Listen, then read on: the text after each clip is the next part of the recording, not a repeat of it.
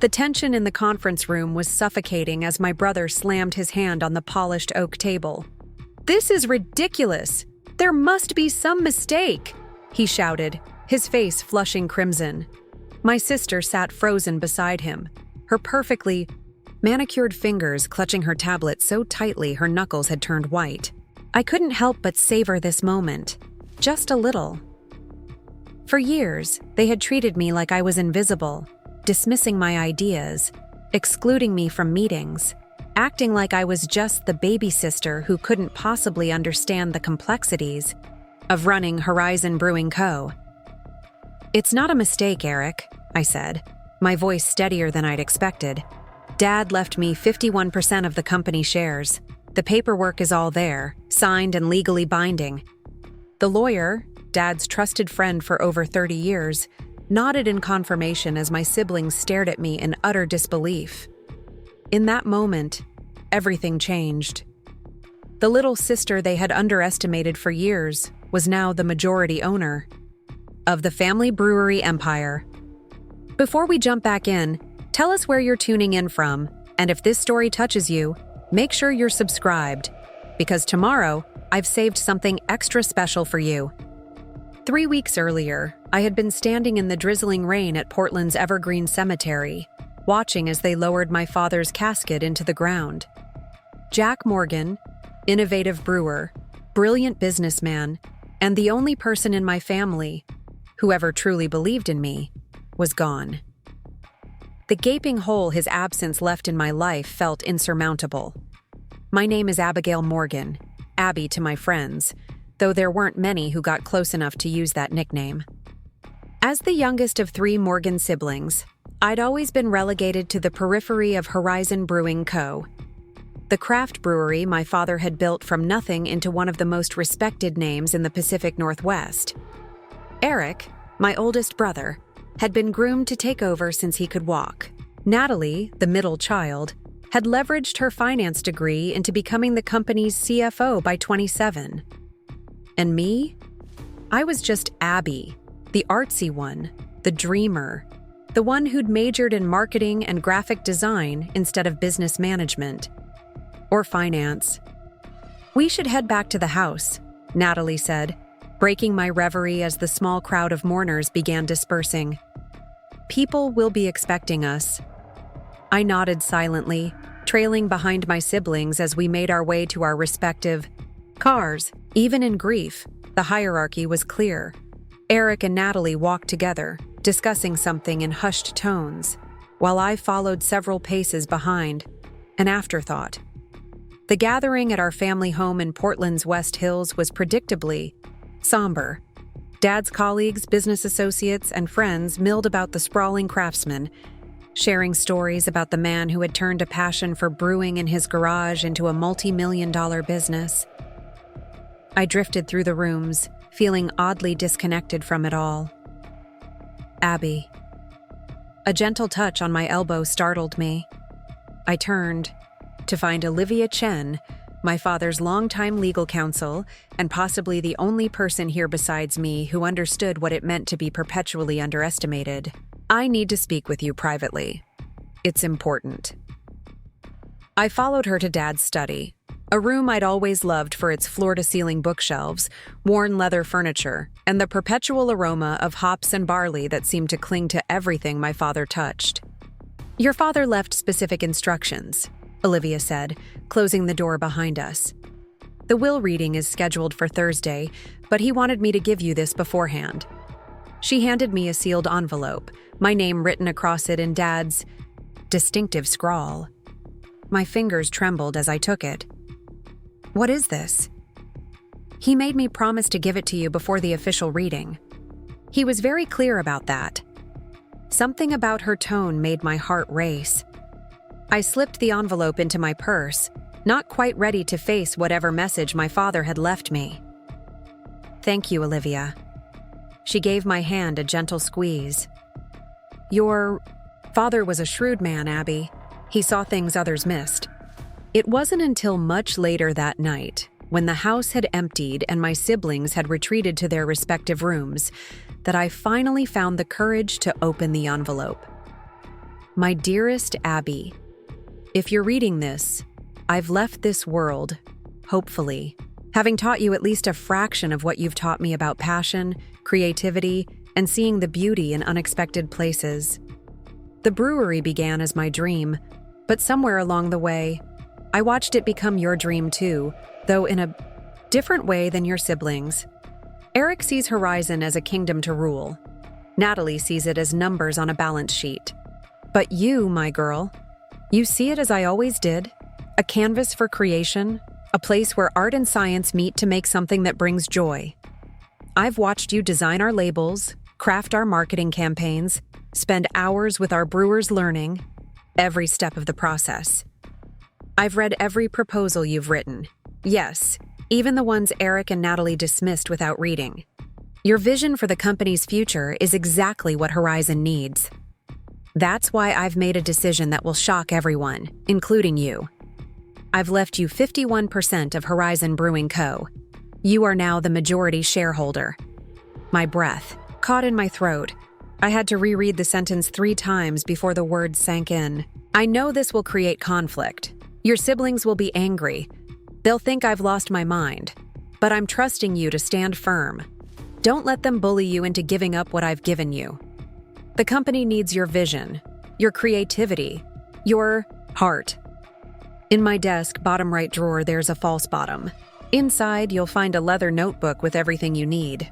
My thoughts on where the company should go next, details about a few key allies who will support you, and some information that might prove useful if Eric and Natalie try to fight.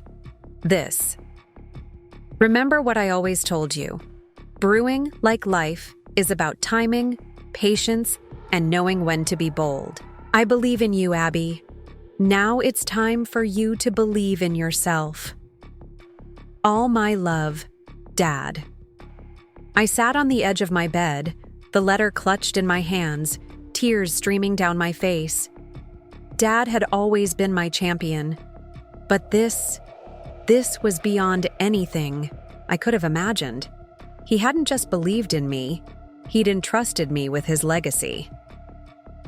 The next morning, I woke early, slipping into Dad's study before my siblings were up. I found the notebook exactly where he'd said it would be, nestled in the hidden compartment of his desk drawer. Its pages were filled with his meticulous handwriting, business strategies, future beer concepts, and most surprisingly, detailed notes on my siblings' past business decisions, highlighting patterns of short-sightedness that had concerned him. "What are you doing in here?" I jumped, nearly dropping the notebook as Eric's voice cut through the quiet morning. He stood in the doorway, already dressed in one of his impeccable suits despite the early hour. "Just looking for some memories," I said, slipping the notebook into the oversized pocket of my cardigan. Dad always kept photos in his desk. Eric's expression softened slightly, the closest he ever came to showing genuine emotion. "The lawyer's coming at 10. We need to get this will business settled so we can move forward with the company transition." "Of course," I replied, forcing a small smile. "I'll be ready." He nodded, already turning to leave, already dismissing me from his thoughts. "Natalie and I have a lot to sort out. There's the board meeting tomorrow, suppliers to reassure, not to mention dealing with that expansion proposal for the Eugene location." I bit my tongue. The Eugene expansion had been my project, my proposal, something I'd worked on for months before presenting it to my siblings, only to have them set it aside without real consideration. "I know you're upset about, Dad," Eric continued, mistaking my silence for grief rather than frustration. "But the business has to continue. Dad would want that."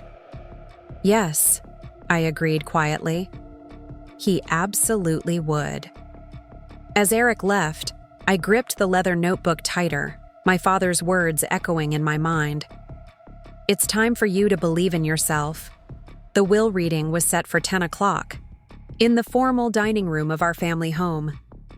Olivia arrived early, catching my eye with a subtle nod as she arranged her documents at the head of the table. My siblings sat across from me, both scrolling through emails on their phones, barely acknowledging my presence.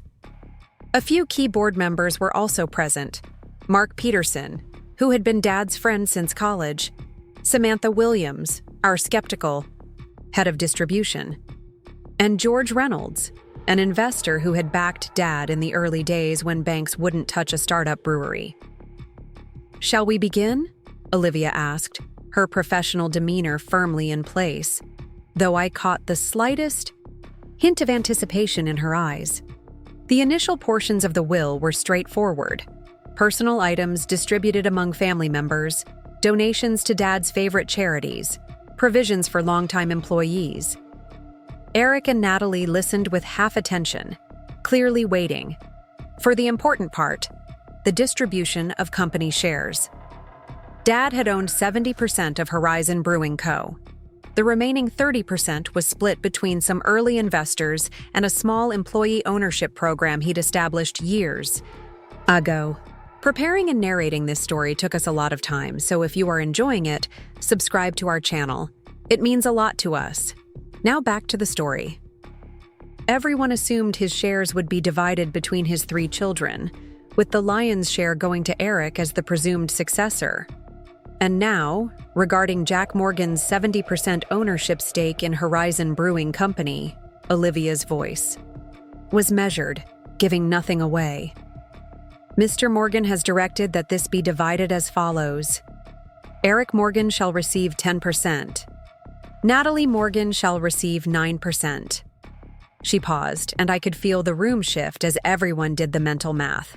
51% remained unaccounted for. The remaining 51%, Olivia continued, is bequeathed to Abigail Morgan, along with Mr. Morgan's seat as chairperson of the board. The silence that followed was deafening. Then chaos erupted. "This is ridiculous! There must be some mistake!" Eric shouted, slamming his hand on the table. "Dad wouldn't do this," Natalie insisted, her voice shrill with disbelief. "He always intended Eric to lead the company. Everyone knows that." I sat perfectly still, feeling strangely calm despite the storm raging around me. This was the moment Dad had prepared me for in his letter. "It's not a mistake, Eric," I said, my voice steadier than I'd expected. "Dad left me 51% of the company shares. The paperwork is all there, signed and legally binding." Olivia nodded in confirmation. "The distribution is correct. Additionally, there is a letter from Mr. Morgan explaining his decision that I am instructed to read aloud." My siblings fell silent, their expressions a mixture of shock and growing anger as Olivia unfolded a document and began to read. "To my family and colleagues, my decision to leave majority ownership of Horizon Brewing Co. to my daughter Abigail may come as a surprise to many of you. It shouldn't. While I've always appreciated Eric's ambition and Natalie's financial acumen, it is Abby who truly understands the heart and soul of what we've built. Horizon was never meant to be just another corporate entity focused solely on profit margins and market share. It was built on passion, creativity, and a commitment to craft. These are the values Abby embodies, the vision she represents. Watched for years as her insights and ideas were dismissed, as her potential was overlooked by those who should have seen it most clearly. No longer. Horizon needs her perspective now more than ever in an industry that's becoming increasingly competitive and homogenized. Eric and Natalie, I love you both, but your sister deserves this chance. Learn from her as she has always been willing to learn from you. Together, the 3 of you could take Horizon to heights I never imagined, but only if you recognize and respect what each of you brings to the table. This is my final decision, made with clear mind and purpose. Jack Morgan. As Olivia finished reading, I could feel every eye in the room on me, some shocked, some calculating, some frankly appraising me in a way they never had before. "This is absolutely unacceptable," Eric finally said, his voice dangerously quiet. Dad was sick. He wasn't thinking clearly. "Actually," Olivia interjected, "your father made these arrangements over a year ago, well before his illness. He was of completely sound mind, and the documentation is ironclad. Natalie turned to me, her expression hardening. You knew about this, didn't you? What did you do? Manipulate Dad when he was vulnerable? The accusations stung, but I held my ground. I found out last night, same as you. Dad made this decision because he believed in me, even when none of you did. This is going to be a disaster, Eric muttered. The board will never accept this. That's not for you to decide anymore, I replied, surprising myself with my firmness. As majority shareholder and chairperson, I'll be leading the board meeting tomorrow. I turned to address the board members present. I hope you'll all be there. George Reynolds, who had been quietly observing the proceedings, spoke up for the first time. Well, this is certainly unexpected, but Jack was never one to make decisions lightly. I, for one, am curious to hear what Abigail has in mind for Horizon's future. It wasn't exactly a ringing endorsement, but it was something. A crack in what I had expected to be unified opposition. As the meeting broke up, Eric caught my arm, his grip tight enough to make me wince. This isn't over, Abby. You have no idea what you're doing. You'll run this company into the ground in 6 months. I pulled my arm free, meeting his gaze directly. Maybe, or maybe I'm exactly what this company needs right now. Either way, Dad believed I deserved the chance to try. My sister approached next, her tone more reasonable but her eyes cold. Be smart about this, Abby. You could keep the shares, but let us handle the actual running of the company.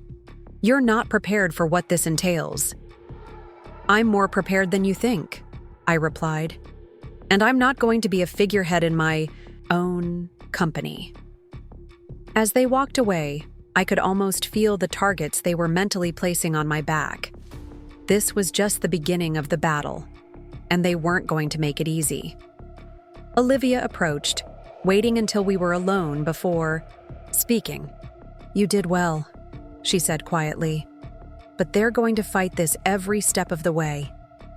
I nodded, suddenly feeling the weight of what lay ahead. Dad knew that. He left me some information, some allies. But it's going to get ugly, isn't it? Almost certainly, she agreed, gathering her papers. The board meeting tomorrow will be your first real test. They'll be looking for any sign of weakness, any reason to question your father's decision. I thought of the notebook hidden in my room, of Dad's meticulous plans and faith in me. Then I better not give them one. As I walked through the brewery later that afternoon, my brewery now, at least in majority, I felt a strange mixture of terror and exhilaration. The familiar sights and smells that had always brought me comfort now represented both an enormous responsibility and an unexpected opportunity. For years, I'd watched from the sidelines, my ideas dismissed, my passion relegated to designing labels and writing marketing copy, while the real decisions were made without me. Now, suddenly, I held the power to shape Horizon's future. The question was, did I have the courage to use it? That night, I stayed up late in my childhood bedroom, poring over Dad's notebook, absorbing his insights, his worries, his hopes for the company. He'd left me a roadmap, but it would be up to me to navigate the journey. Tomorrow would bring the first real confrontation, the board meeting where my siblings would undoubtedly try to undermine me, where I would have to prove that Dad's faith wasn't misplaced. As I finally drifted off to sleep, Dad's words echoed. In my mind, brewing, like life, is about timing, patience, and knowing when to be bold. It was time to be bold. The morning of the board meeting dawned bright and clear, a rarity for Portland in early spring. I stood in front of my closet, considering my options more carefully than I ever had before. This wasn't just about looking professional. It was about projecting authority, confidence, and competence to a room full of people who'd never seen me as more than Jack Morgan's artistic daughter. I finally settled on a tailored navy pantsuit I'd bought for a design conference last year. pairing it with the amber pendant Dad had given me on my 25th birthday. A drop of Horizon's first award-winning IPA, preserved forever in resin. A small reminder of why I was fighting this battle. The brewery headquarters occupied a renovated brick warehouse in Portland's industrial district, its exterior maintaining the building's historic charm while the interior had been transformed into a blend of modern office space and state-of-the-art brewing facilities. I'd always loved this building, the way it balanced heritage and innovation, just like our beer. As I walked through the main entrance, I noticed how conversations hushed, how employees I'd known for years suddenly looked at me with uncertain eyes. News traveled fast. By now, everyone knew about the unexpected shift in power. "Morning, Ms. Morgan," said the receptionist, a formality she'd never used with me before.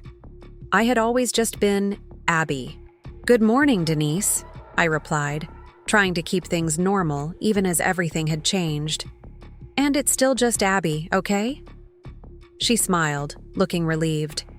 "The board is already gathering in the main conference room. Your brother has been here since 6. Of course he had. Eric never missed an opportunity to be first in the room, to control the space, to set the tone.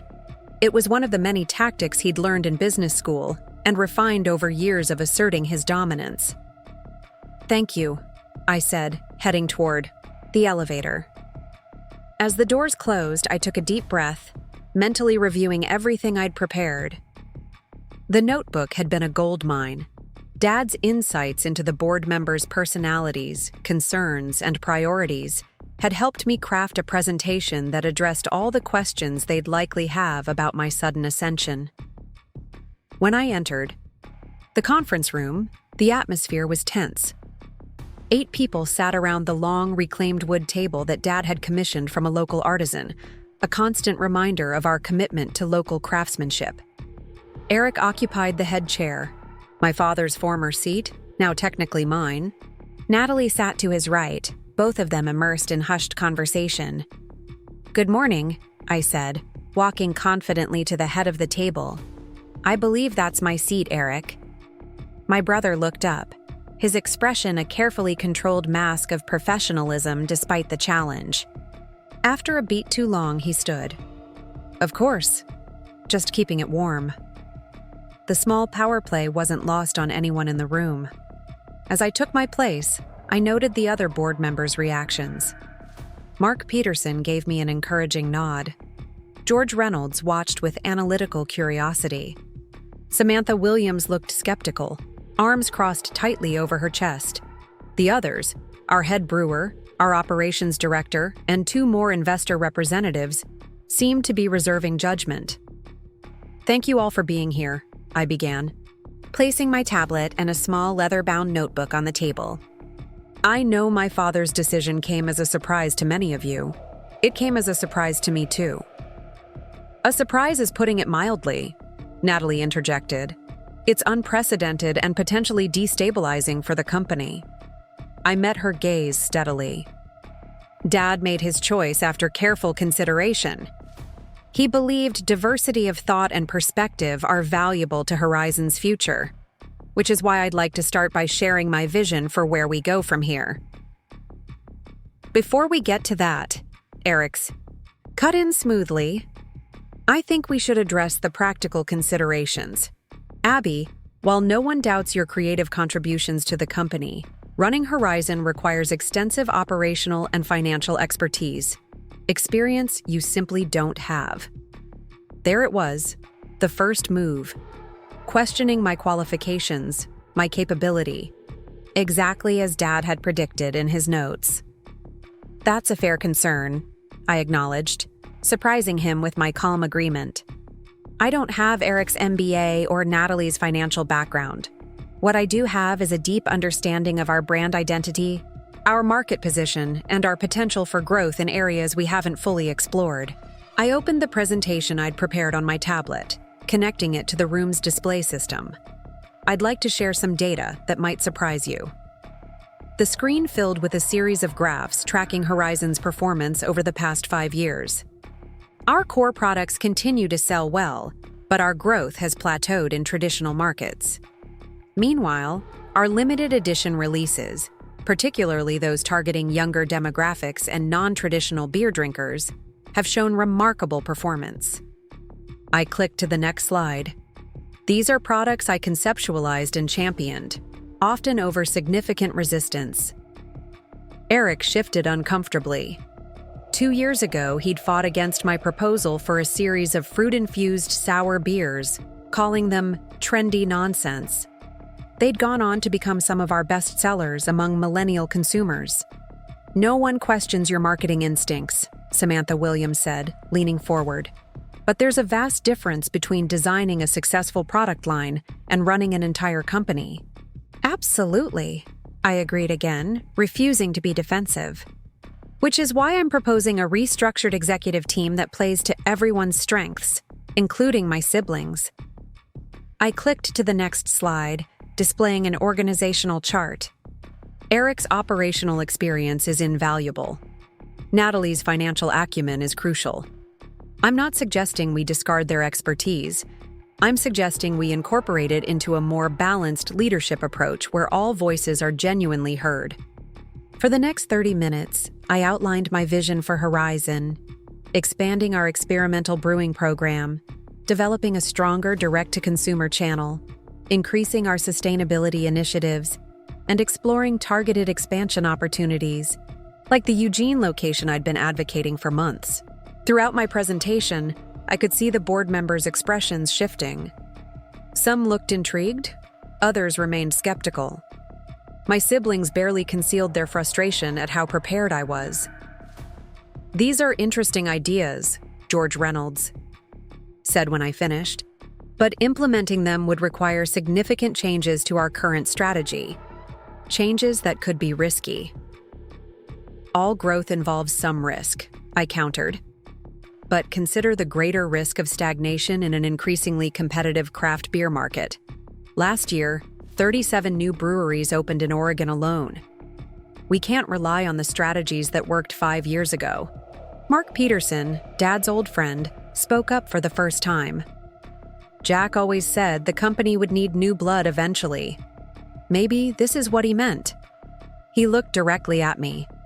"Though I admit, I'd feel more comfortable if you had some experienced guidance during this transition." Eric seized the opening immediately. Exactly my concern. Which is why I propose an alternative arrangement. He leaned forward, voice reasonable and controlled. "Abby retains her shares, of course. That's her inheritance. But the day-to-day operations should be managed by those with proven experience. I would serve as CEO, with Natalie continuing as CFO. Abby could focus on creative direction, which is her strength." It was a clever move, acknowledging my ownership while essentially relegating me to a glorified marketing role. Exactly what Dad had warned me they'd try. "That arrangement would defeat the entire purpose of my father's decision," I said firmly. "He didn't leave me majority shares as a symbolic gesture. He believed I should lead this company, with all the responsibilities that entails." "With all due respect to Dad's memory," Natalie said, her tone suggesting very little respect at all. "He made this decision while dealing with his illness. It wasn't rational." "Actually," I replied, opening the leather notebook I'd brought, "Dad documented his reasoning quite thoroughly. Olivia Chen confirmed yesterday that he updated his will over a year ago, well before his diagnosis." I turned to a specific page in the notebook. "He also predicted this exact scenario. His words, not mine. Eric and Natalie will attempt to convince the board that you should be a figurehead only. They'll suggest you focus on creative work while they maintain operational control. Don't accept this arrangement. It undermines your authority and ensures they never need to seriously consider your input."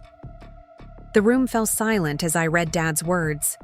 I looked up, meeting my siblings' startled gazes. "Dad knew you better than you thought." After a moment of tense silence, Mark Peterson let out a surprised chuckle. "That sounds exactly like Jack. Always 3 steps ahead." The mood in the room shifted slightly. My father had been respected, even revered, by this board. Hearing his direct thoughts on the matter carried weight. "Look," I continued, softening my tone. "I understand everyone's concerns. I'm not suggesting I have all the answers or that I don't have a lot to learn. What I am saying is that my father made this choice deliberately, and I intend to honor his faith in me by stepping up to the responsibility he entrusted me with." George Reynolds studied me for a long moment. "And what assurances can you give us that you won't run this company into the ground while you're learning?" "Fair question," I acknowledged. "First, I'm proposing we establish a transitional advisory committee, including Eric and Natalie, if they're willing, to provide guidance during my first 6 months as CEO. Second, I've outlined specific performance metrics in the packet you've all received. If I don't meet these targets, I'll voluntarily step back and we can revisit the leadership structure." It was a risk, but a calculated one. The targets I'd set were ambitious but achievable based on the research I'd done and the plans I'd developed with Dad's guidance. The board spent the next hour grilling me on everything from supply chain logistics to distribution contracts to financial projections.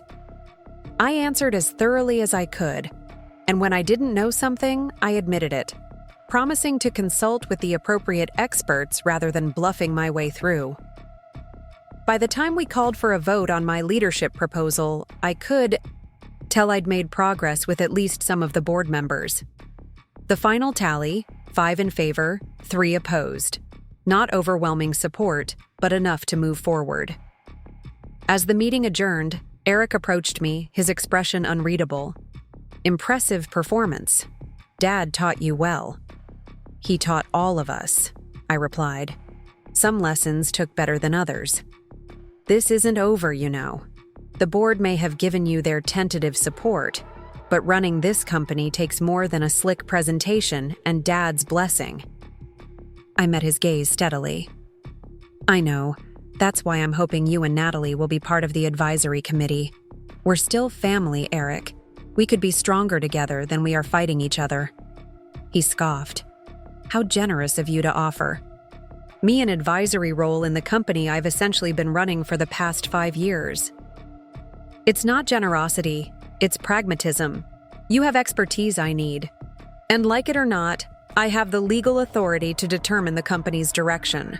We can work with that reality, or against it. Your choice." Before he could respond, Natalie joined us, her expression tightly controlled. "Well played, little sister. But don't think for a moment this means we're going to make this easy for you. You want to prove Dad right? Fine, let's see what you're really made of." As they walked away, I felt a momentary flash of doubt. Maybe they were right. Maybe this was too much, too soon.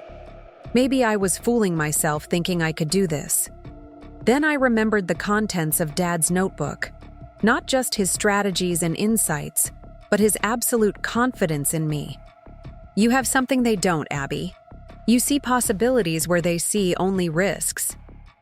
I gathered my materials, nodding to the remaining board members as I left the conference room. The battle had been won, but the war was just beginning. The next morning, my new reality hit full force. I arrived at the brewery to find my belongings had been moved overnight from my small design office to the CEO's corner suite, Dad's former domain. The glass-walled space overlooked both the administrative area and the brewing floor below, symbolic of how Dad had always believed leadership should maintain connection with every aspect of the operation. Standing in the doorway, I felt a strange mixture of exhilaration and imposter syndrome. The space still held echoes of my father, his collection of vintage beer bottles lining the shelves, the worn leather chair where he'd sat through countless meetings, the large whiteboard where he'd mapped out his vision for Horizon's future. "Ms. Morgan?" A voice interrupted my thoughts. I turned to find Jennifer, my father's executive assistant, watching me uncertainly. "I've prepared the briefing materials you'll need for today. And the department heads are expecting you at 10 for the transition meeting. Thank you, Jennifer, I said, stepping fully into the office, my office now. And please, it's still just Abby. She gave a small nod, though I could tell she wasn't entirely comfortable with the informality. Your brother left these for you as well. She handed me a stack of folders. He said they're urgent matters requiring immediate attention. I accepted the pile, suspecting Eric's definition of urgent might be strategic rather than genuine. I appreciate it. Could you also pull the quarterly projections from the last 2 years? I'd like to review them before meeting with the department heads. Of course. She hesitated. And your sister called. She said to inform you that she won't be attending the transition meeting. She has an important call with the investors that can't be rescheduled. In other words, Natalie was making a point. She might not be able to prevent me from taking the CEO position, but she could certainly demonstrate her reluctance to cooperate. I understand. Thank you, Jennifer. After she left, I sat down at the imposing desk, opening the first folder. Eric had left.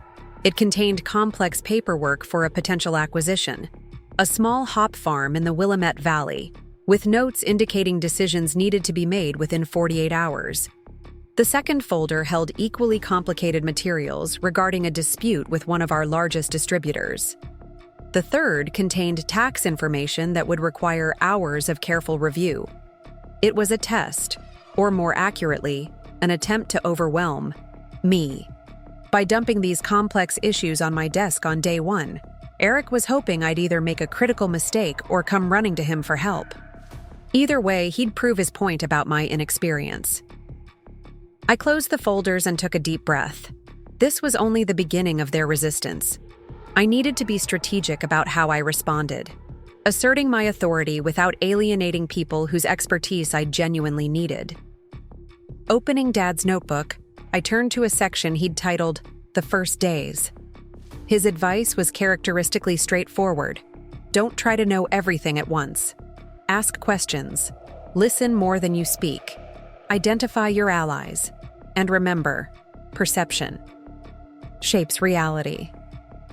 How people see you handling these early challenges will determine how much resistance you face going forward. With that in mind, I spent the next hour carefully reviewing the briefing materials Jennifer had prepared, making notes of questions and key issues. When 10 o'clock arrived, I walked into the conference room with deliberate confidence, despite the butterflies in my stomach.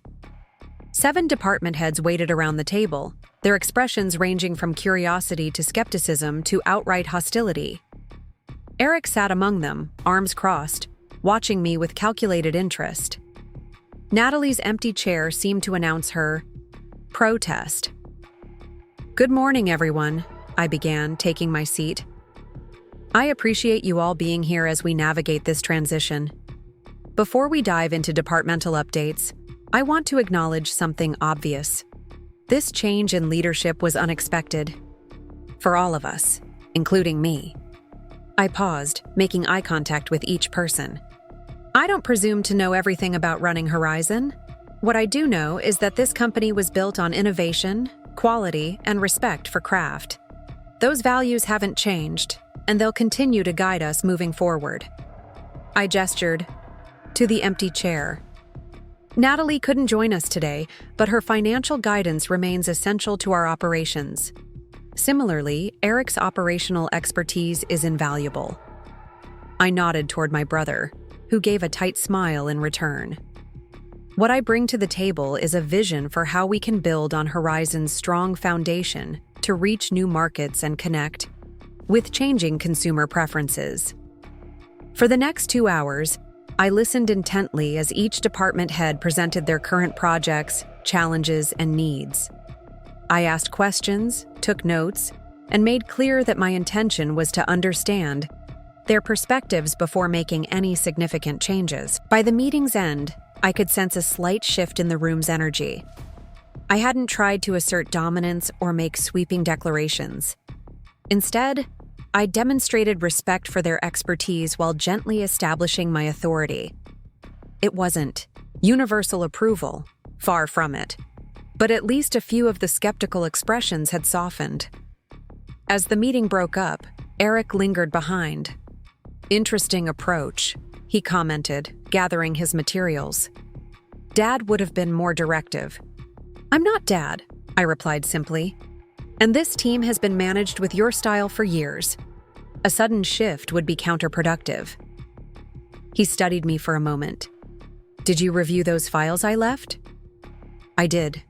The acquisition proposal for Willamette Valley hops seems promising, though I'd like more information on their cultivation, methods, and sustainability practices before making a decision. The distributor dispute needs legal input, and the tax issue isn't actually as urgent as your notes implied. The filing deadline is 6 weeks away, not 2. A flicker of surprise crossed his face before he masked it. "Well, seems you've been busy." "Very. Which is why I'd like to schedule a proper meeting with you tomorrow to discuss operational priorities. Despite our differences, your experience is valuable to me, Eric. I meant what I said about being stronger together." He hesitated, clearly weighing his options. Continue openly opposing me and risk being sidelined, or work with me and maintain influence. "Fine, 2 o'clock tomorrow. My office." "My office?" I corrected gently. "I'll bring coffee." As he walked away, I allowed myself a small smile. The first round of resistance had been navigated, not perfectly, but well enough to keep moving forward. That sense of accomplishment was short-lived. When I returned to my office, Jennifer met me with a troubled expression. "Ms. Morgan, Abby, there's something you should see." She handed me a tablet open to the local business journal's website. The headline made my stomach drop. "Trouble Brewing at Horizon? Industry Insiders Question New Leadership." The article quoted anonymous sources close to the company, expressing grave concerns about Horizon's future under my inexperienced leadership. It highlighted several canceled meetings with potential investors since my father's death, and suggested that key clients were considering taking their business elsewhere due to uncertainty about the company's direction. It was a hit piece, plain and simple, and I had little doubt about who had planted the story. Jennifer watched my reaction carefully. Marketing is already fielding calls from journalists seeking comment, and 3 of our regional distributors have called with concerns. "Thank you for bringing this to my attention," I said, keeping my voice steady despite the anger building inside me. "Please tell marketing not to issue any statements until I've had a chance to review the situation. And schedule calls with those distributors for this afternoon. I'll speak to them personally." After she left, I sank into my chair, staring at the damaging article. This wasn't just sibling rivalry anymore. By undermining public confidence in Horizon's leadership, my siblings were willing to risk actual harm to the company, our family, legacy, just to prove me unfit. The realization was both painful and clarifying. They wouldn't stop at internal resistance or passive-aggressive meeting absences. They were prepared to take this fight public, to use their connections and influence, to force me out, regardless of the potential damage to Horizon in the process. Dad had warned me it would come to this. In his notebook, he'd written, "When they realize they can't control you directly, they'll try to control how others see you. Remember that perception works both ways. How will they look if they're seen undermining their father's final wishes? How will they look if they're damaging the very company they claim to protect?" I picked up my phone and dialed a number that Dad had listed under Emergency Allies. "Olivia Chen's office," answered a crisp voice. "This is Abigail Morgan. I need to speak with Olivia as soon as possible. It seems we have a situation." The battle was escalating faster than I'd anticipated. If my siblings wanted to play hardball, they'd find I wasn't as easy to intimidate as they thought. Dad had chosen me for a reason, and it was time to show them exactly why. Olivia Chen's office was exactly what you'd expect from one of Portland's most formidable attorneys. Minimalist, elegant, and designed to intimidate. Floor-to-ceiling windows offered a panoramic view of the Willamette River, reinforcing the impression that nothing escaped her notice. She listened intently as I explained the situation, her expression remaining carefully neutral until I finished. "So," she said finally, setting down the tablet with the damaging article, "your siblings have decided to take this public. Not surprising, but disappointing." "What options do I have?" I asked. "This isn't just about me. They're actively harming the company to get what they want." Olivia leaned back in her chair, fingers steepled beneath her chin. "Legally, your position is secure. The will is ironclad, and as majority shareholder, you can't be removed without your consent. But practically speaking? Practically speaking, perception matters in business. If distributors pull out, if investors get nervous, if your employees lose confidence, having legal control won't mean much if there's nothing left to control." I sighed, running a hand through my hair. "So they win by destroying what they can't have?" "I didn't say that." A small smile played at the corner of Olivia's mouth. "Your father anticipated this situation.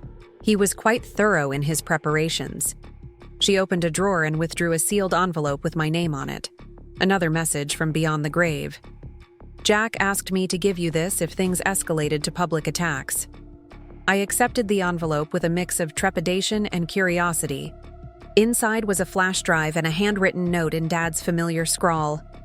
"Abby, if you're reading this, Eric and Natalie have decided to fight dirty. I'm sorry, but not surprised. On this drive, you'll find documentation of several decisions they've made over the past 3 years against my explicit instructions. Decisions that cost the company millions and nearly lost us key accounts. I kept these records not to use against them, but in hopes they'd learn from their mistakes. I never wanted it to come to this. Families should support each other, not tear each other down. But if they're willing to damage Horizon to control it, they leave you no choice but to defend yourself. Use this information judiciously, not to destroy them, but to restore balance.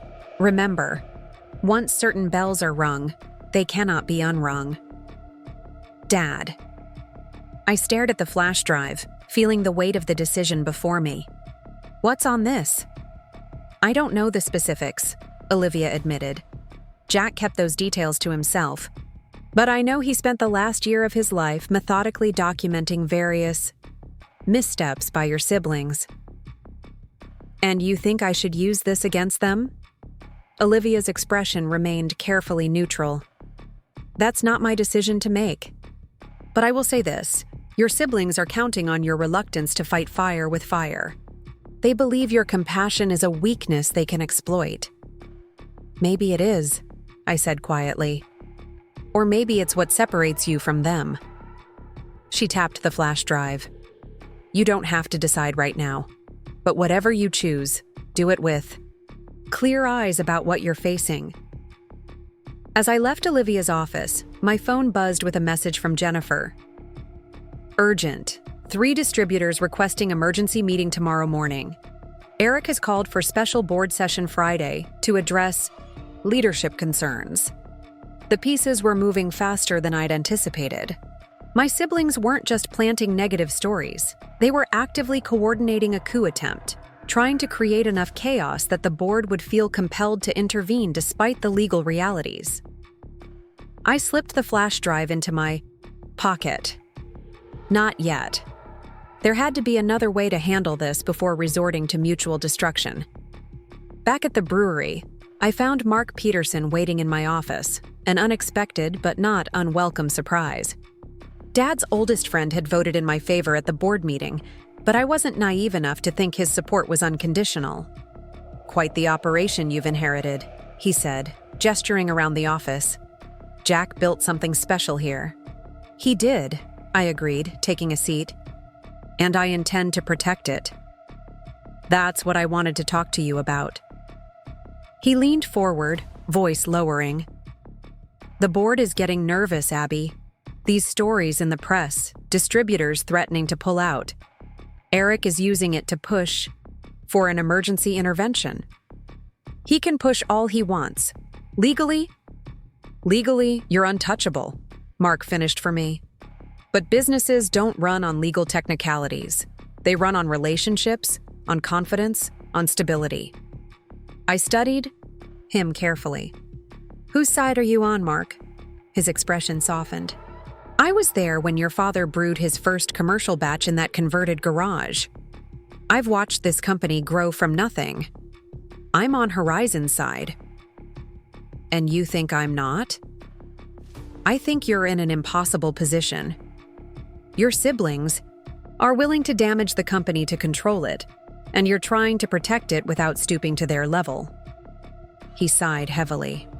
Jack put a hell of a burden on you. I couldn't argue with that. So what are you suggesting? A compromise. Something that gives Eric and Natalie enough to save face, while preserving your ultimate authority. I offered them advisory roles. They weren't interested. They want real power, Abby. Titles, decision-making authority, public recognition. I thought about it, turning over possibilities in my mind. What if I created a new position for Eric? Chief Operating Officer, with authority over day-to-day operations, reporting directly to me as CEO. And Natalie could become Chief Strategic Officer, focusing on long-term financial planning. Mark nodded slowly. It might work. They'd have the titles, the authority over their domains, but you'd maintain final say as CEO and board chair. Would you help me present this to them? They might be more receptive if the suggestion comes partially from you. I can try, but Abby, he hesitated. You should know Eric's been meeting with George Reynolds privately. I think they're strategizing something beyond just the board vote. That was concerning. George represented our largest outside investor group. If he was actively aligning with Eric against me, the situation was even more precarious than I'd thought. Thank you for the warning, I said, and for your candor. After Mark left, I spent the afternoon calling our nervous distributors, reassuring them that Horizon's leadership transition would not affect product quality or delivery schedules. I emphasized our plans for the future, the new product lines we were developing, the investments we were making in expanded capacity. Some seemed mollified, others remained skeptical. By evening, I was exhausted but not defeated. I'd arranged a meeting with Eric and Natalie for the following morning to discuss my compromise proposal, with Mark Peterson attending as a neutral third party. As I was gathering my things to leave, Jennifer appeared in my doorway, looking uncomfortable. There's someone here to see you. He doesn't have an appointment, but he's quite insistent. Before I could ask who, a familiar figure appeared behind her. George Reynolds, impeccably dressed as always, wearing a smile that didn't reach his eyes. Ms. Morgan, he said smoothly, I hope you can spare a few minutes. I nodded to Jennifer, who retreated with obvious relief. Of course, Mr. Reynolds, please come in. He settled into the chair across from me, studying the office as if noting what had changed since my father's tenure. I'll be direct. I've received some concerning information about Horizon's financial outlook under your leadership. From Eric, I presume? His smile tightened slightly. From various sources. The details aren't important. What matters is that my investment group is growing uncomfortable with the current situation. The situation where I've been CEO for less than a week? Or the situation where my siblings are actively undermining the company to force me out? The situation, he continued as if I hadn't spoken, where Horizon appears to be drifting without clear direction, hemorrhaging confidence from distributors and retailers. I leaned forward. Mr. Reynolds, let me be equally direct. This crisis has been manufactured by people who care more about control than the company's well-being. The financial foundations of Horizon are solid. Our product pipeline is stronger than ever. The only real threat we face is internal sabotage. Perhaps, but perception becomes reality in business. And right now, the perception is chaos. So, what are you suggesting? He shrugged, the picture of reasonable concern. Your siblings have approached me with a proposal. They believe, and I find myself inclined to agree, that a leadership structure that capitalizes on everyone's strengths would be optimal. You mean with Eric as CEO? With Eric focusing on operations, Natalie on financials, and you on staying out of their way, I finished for him. He had the grace to look slightly embarrassed. On brand development and creative direction, which is undeniably your strength. The flash drive felt heavy in my pocket. I wondered briefly what it might contain about George Reynolds and his investment concerns. Mr. Reynolds, I appreciate your input, truly. But I think there's something you should know before you fully align yourself with my siblings' coup attempt. His eyebrows rose. That's a rather dramatic characterization. Is it? You're here, after hours, attempting to pressure me into relinquishing control of my company based on a crisis my siblings created. What would you call it? I opened my desk drawer and removed a folder. Not the flash drive, not yet, but something almost as valuable. The Eugene expansion proposal I'd developed months ago. The one Eric and Natalie had dismissed without serious consideration. Before you decide I'm not qualified to lead Horizon, I'd like you to review this. It's a comprehensive plan for expanding our operations into Eugene, including market analysis, property assessments, financial projections, and sustainability initiatives. He accepted the folder with polite skepticism, but as he began to skim the contents, his expression changed subtly. This is quite thorough, he admitted finally. It is. It's also projected to increase our production capacity by 30% while reducing our carbon footprint and creating 50 new local jobs. My father approved it in principle before his illness. Eric and Natalie shelved it because it wasn't their idea. I let that sink in for a moment before continuing. I understand your concerns, Mr. Reynolds. Your investment in Horizon is significant, and you need to protect it. All I'm asking is that you judge me on my actual capabilities, not on rumors and manipulations. He closed the folder, studying me with new interest. Your father always said you had a creative mind. I'm beginning to see he underestimated you. Most people do, I replied evenly. It's both a challenge and an advantage. After he left, promising to reconsider his position before Friday's board meeting, I sat alone in the growing darkness of my office, turning the flash drive over in my hands. I still didn't know exactly what information it contained, but its very existence represented an escalation I was reluctant to make. Family was complicated, messy, often painful, but it was still family. Once I used my father's dossier against my siblings, something fundamental would be broken between us, perhaps irreparably. Yet they had already crossed lines I never would have expected, damaging the company we all claim to love just to maintain their control over it. If I didn't stand firm now, that damage would only grow.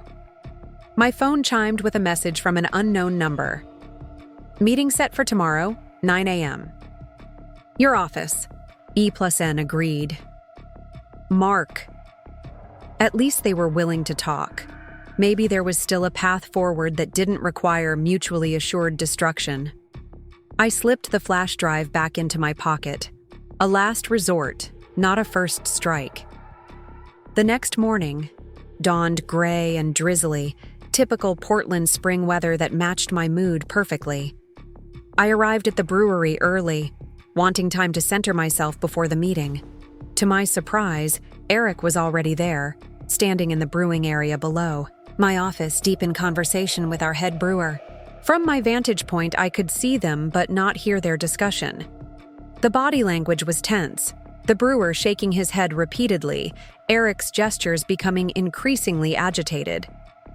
They've been at it for 20 minutes, Jennifer said, appearing beside me with a cup of coffee. Something about the new summer batch. Quality issues from what I could gather. Quality issues? I frowned. Horizon's reputation was built on consistency and excellence. Quality problems now, amid everything else, would be disastrous. The test batch came back with some unexpected results. Mr. Morgan seems concerned. That was an understatement. Eric looked livid, his face flushed as he jabbed a finger at a clipboard the brewer was holding. "Thank you, Jennifer. Could you make sure the conference room is ready for our 9 o'clock?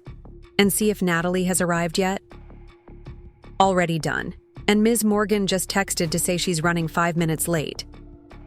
As Jennifer left, I debated whether to go down and insert myself into whatever was happening with the test batch.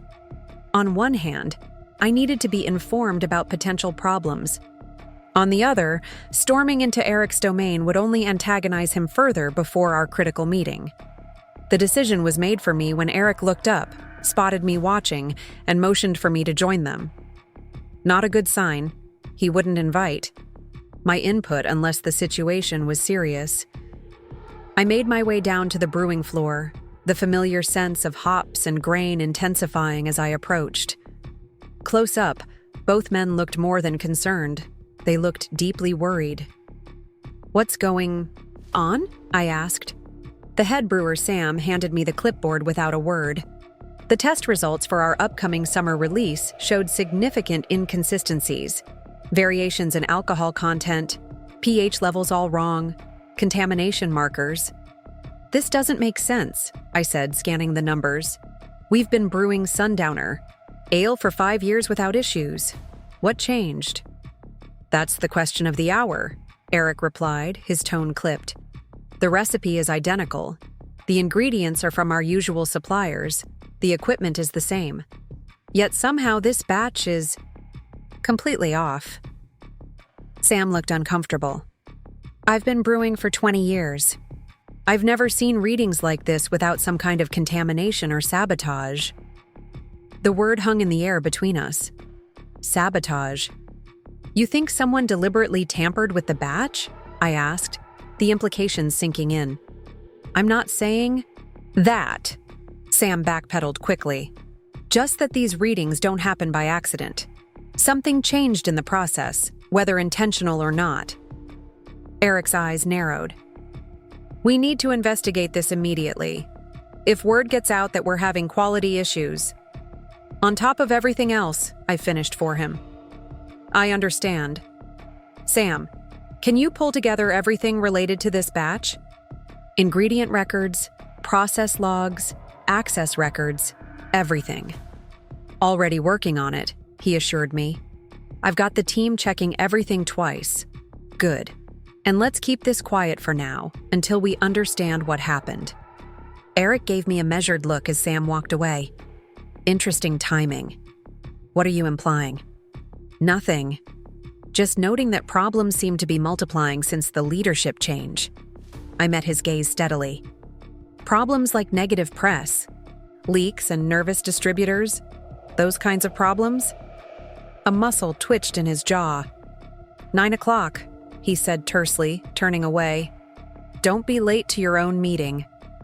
By the time 9 o'clock arrived, I had reviewed the test batch documentation more thoroughly. The inconsistencies were too significant to be coincidence or simple error, but without more information, it was impossible to determine the cause. Eric and Natalie arrived together, presenting a united front as they entered the conference room.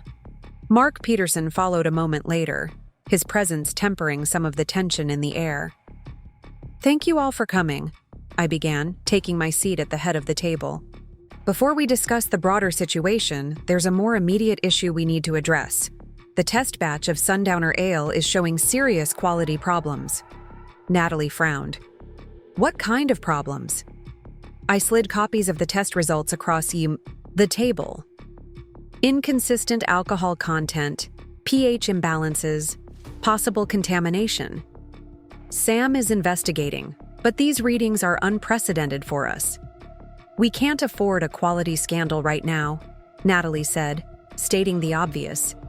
"Not with distributors already nervous." "Agreed," I said. "Which brings me to the larger point. Whatever our personal feelings, Whatever power struggles are happening, we need to present a united front to protect the company.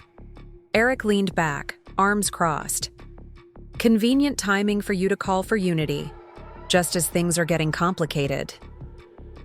I've been calling for unity since day one, I countered.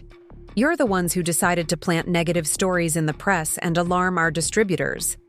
We didn't, Natalie began, but Mark interrupted. This isn't productive, he said firmly. We're here to find a workable solution, not assign blame. I took a deep breath. You're right. So let me propose something concrete. Eric, I want to create a new position of Chief Operating Officer for you, with authority over day-to-day operations. Natalie, I'm offering you the role of Chief Strategic Officer, focusing on long-term financial planning and investor relations. They exchanged glances, clearly having anticipated a different conversation. Both positions would report directly to me as CEO, I continued, but would have significant autonomy within their domains. This structure capitalizes on everyone's strengths while maintaining clear leadership for external stakeholders. And the board would approve this? Eric asked skeptically. With Mark's support and a unified front from us, yes, I believe they would. I nodded to Mark, who confirmed with a nod of his own. Natalie's expression remained guarded. And decision-making authority? Would we have actual power or just fancy titles? Real authority within your domains. Major company-wide decisions would require consensus from all three of us. In case of deadlock, I would have final say as CEO and majority shareholder. But I commit to genuinely considering your input. So nothing really changes, Eric said flatly. You still control everything. What changes is that we stop fighting each other and start working together against actual threats, like whatever's happening with our production quality. Mark cleared his throat. If I may, this proposal is reasonable and, frankly, more generous than many CEOs would offer after the events of the past week. It acknowledges your expertise while maintaining the leadership structure your father explicitly wanted. Eric and Natalie exchanged another look, having one of those wordless sibling conversations that excluded me just as they always had. We need to discuss this privately, Natalie said finally. Of course, I agreed. But we don't have much time. The board meets tomorrow, and we need to present a united strategy for addressing both the leadership questions and this production issue. Give us an hour, Eric said, standing abruptly. After they left, Mark gave me an appraising look. Well, played. The quality issue gives them a perfect excuse to accept your offer without losing face. They can claim they're setting aside personal concerns for the good of the company. If they accept, I said, less confident than I wanted to appear. And if the quality issue isn't somehow connected to all this, you think someone deliberately sabotaged the batch? Mark looked troubled by the possibility. I think the timing is suspicious, and the readings are too extreme for simple error. I didn't voice my darkest suspicion, that one of my siblings might be behind it, creating a crisis they could use to usurp control. Jack would be heartbroken to see things come to this, Mark said quietly. He never wanted his children at each other's throats. Then why did he set things up this way?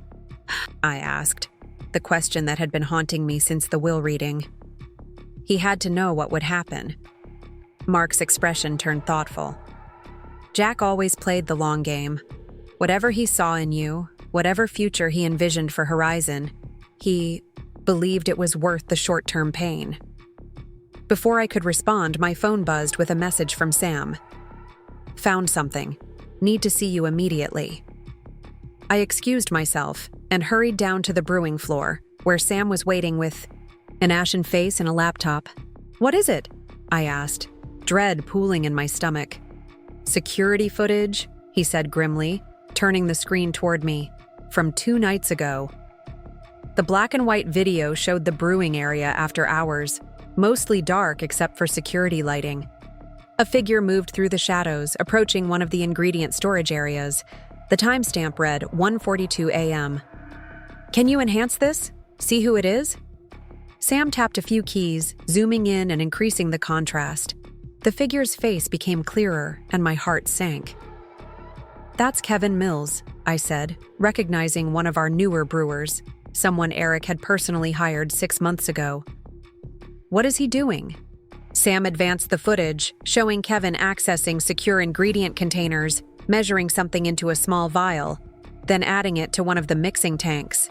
"Whatever he added, it wasn't part of the recipe," Sam said grimly. I checked the logs. He wasn't even supposed to be here that night. "Have you confronted him?" "That's the thing. He didn't show up for work today. No call, no message. His phone goes straight to voicemail." My mind was racing. Who authorized his security? Access. Who supervised his hiring? Sam looked uncomfortable. Mr. Morgan, Eric, brought him on personally. Said he was an old friend from business school who'd gotten into craft brewing. The implications were staggering. Would Eric really go so far as to sabotage our own product just to create a crisis he could use against me?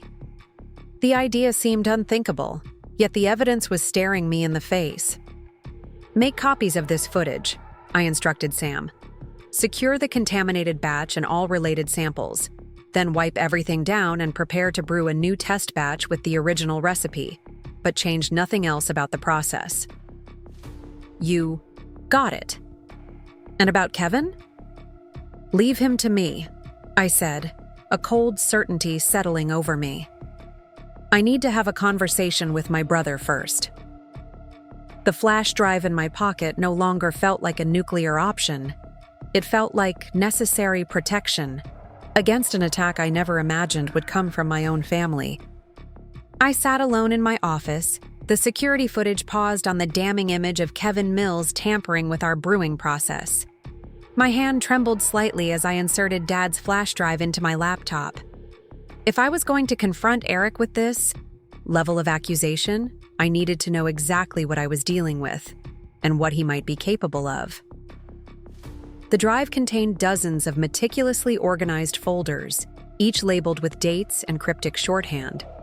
Dad had been more thorough than I could have imagined, documenting everything from board meeting minutes to private conversations, financial decisions to personal conflicts. I clicked on a folder labeled EM Willamette Deal and found myself looking at a series of emails between Eric and a competitor brewery that directly contradicted what he'd told our board about a failed acquisition attempt last year.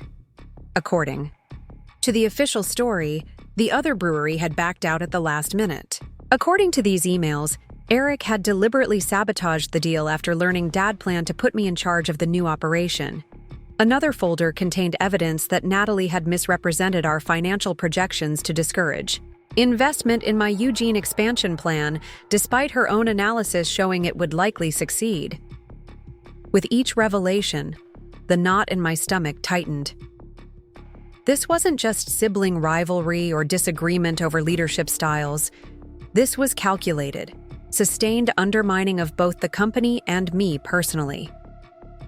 A gentle knock interrupted my thoughts. "They're back," Jennifer said, poking her head around the door. "Eric and Natalie are waiting in the conference room." I closed the laptop, slipping it into my bag along with the flash drive. "Thank you. Is Mark with them?" "No, he had another appointment but said to call if you need him." "Perfect." This conversation needed to happen without witnesses, at least initially. The walk to the conference room felt like marching into battle. I'd spent my life avoiding confrontation, especially with my siblings. I was the peacekeeper, the one who stepped back, who found creative solutions rather than direct challenges. But not today. They were seated side by side when I entered, a united front as always. Something about their expressions, a barely suppressed satisfaction, a certainty that things were going their way, told me they'd made a decision about my offer. "Before we continue our earlier discussion," I said without preamble, "there's something we need to address." I connected my phone to the room's display system and played the security footage of Kevin Mills. Their reactions were immediate, but difficult to read. Eric's face hardened into a carefully blank mask. Natalie's eyes widened slightly before she controlled her expression. Do either of you want to explain why Eric's personal hire was tampering with our flagship summer ale in the middle of the night? I asked, pausing the footage on the clearest image of Kevin. I don't know what Kevin was doing there, Eric said evenly, but jumping to conclusions about sabotage seems extreme. Does it? Because our head brewer with 20 years of experience says these test results could only come from deliberate contamination. And conveniently, Kevin has disappeared. No call, no show, phone going straight to voicemail. Are you actually accusing me of sabotaging our own product? Eric's voice was cold with indignation. That's absurd. I've dedicated my life to this company. I'm asking for an explanation. Kevin was your hire, your friend from business school. He had no brewing experience before you brought him on. And now we have footage of him tampering with a batch right when we're facing a leadership crisis, Natalie interjected, her tone reasonable but her eyes sharp. Even if Kevin did something, assuming Eric put him up to it is quite a leap, Abby. There could be any number of explanations. I'm all ears, I replied, crossing my arms. Eric stood abruptly, pacing the length of the conference table. This is exactly why Dad made a mistake. You're inexperienced, paranoid, looking for conspiracies instead of focusing on what matters. What matters is that someone deliberately tried to damage our product and our reputation. If it wasn't you, then help me understand what happened. A tense silence filled the room. I couldn't tell if Eric's anger was from being falsely accused or from being caught. Either way, we'd crossed a line that couldn't be uncrossed. I think we're done here, Eric finally said, moving toward the door. We'll continue this discussion at tomorrow's board meeting. You haven't given me your answer about my proposal, I reminded him. Chief Operating Officer, with real authority. It's a fair offer. He paused, looking back with an expression I couldn't quite interpret. Under the circumstances, I don't think that arrangement would work. After they left, I sank into a chair, the weight of the situation pressing down on me. My attempt at compromise had failed, partly because of my accusation, but I suspected they'd never intended to accept anyway. Tomorrow's board meeting would be the showdown they'd been planning all along. I texted Olivia Chen. Need to meet ASAP. Evidence of possible product sabotage plus what's on the drive. Her response came quickly. My office, 6 p.m. Bring everything. The rest of the afternoon passed in a blur of preparations. I contacted Sam to check on the new test batch, drafted a security protocol for the brewing area, and reviewed all the documentation I'd need for tomorrow's board meeting. Externally, I projected calm confidence. Internally, I felt like I was standing on the edge of a precipice. At 5:45, I left for Olivia's office, the weight of Dad's flash drive heavy in my pocket. As I waited for the elevator, I caught a glimpse of Natalie hurrying across the lobby, phone pressed to her ear, voice low but urgent. She didn't see me, and I made no move to announce my presence. It has to be tonight, I heard her say as she pushed through the revolving door. We need everything in place before the meeting. A chill ran down my spine. Whatever they were planning, it was happening now. I changed direction, following her at a discreet distance. Instead of heading to her car in the parking garage, Natalie walked 2 blocks to a small coffee shop. Through the window, I could see Eric already waiting at a corner table. But it wasn't their presence that made my blood run cold. It was the third person joining them, George Reynolds, our largest investor. The same George Reynolds who had seemed impressed by my Eugene proposal just yesterday. The same George Reynolds, whose support I was counting on for tomorrow's vote. I couldn't hear their conversation, but their body language told me everything I needed to know. This wasn't a casual meeting, it was a strategy session. and from the way George was nodding. As Eric spread documents across the table, it was clear whose side he'd chosen. I backed away before they could spot me, mind racing. I needed to regroup, to think this through. Confronting them directly would only alert them that I was onto their plan.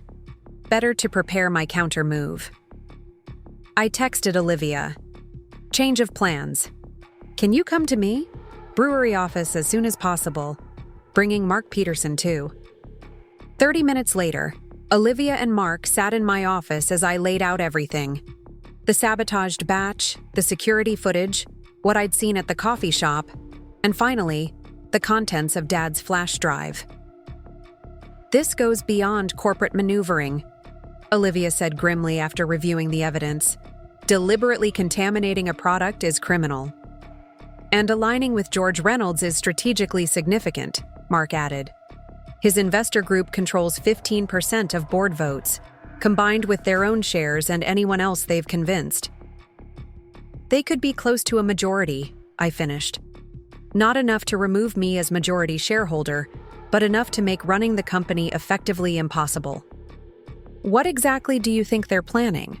Mark asked. I considered the pieces of the puzzle. A vote of no confidence tomorrow. They'll use the quality issue as evidence that the company is failing under my leadership. They'll propose an emergency measure to stabilize things, probably putting Eric in charge of operations with no oversight from me. Can they do that? Mark looked to Olivia. Not legally, no.